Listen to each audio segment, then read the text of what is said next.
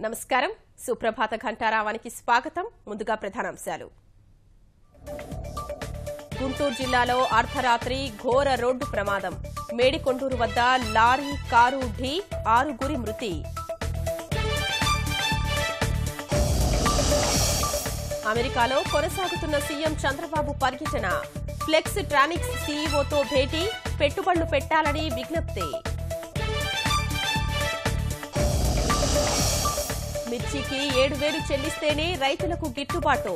ధర విషయంలో న్యాయం చేయాలని కేంద్రానికి హరీష్ లేఖ